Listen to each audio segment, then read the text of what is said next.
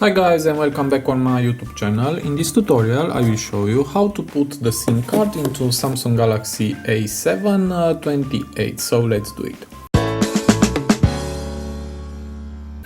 So to do that, first you must look into your phone box and you must look for the pin, and here is the pin. Okay. And now you must put the pin into this hole, like this, and just push it. Okay, now remove the slot.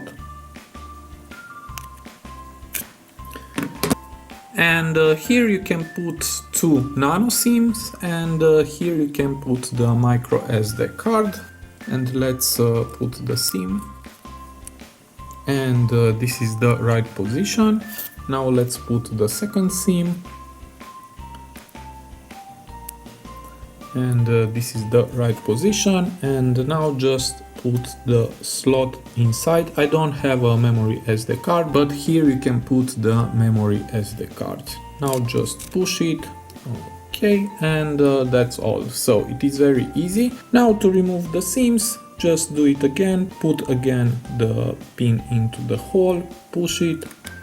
Okay, remove the slot, and here there are the SIMs. So I hope this tutorial to be useful for you, and see you to the next. Have a nice day.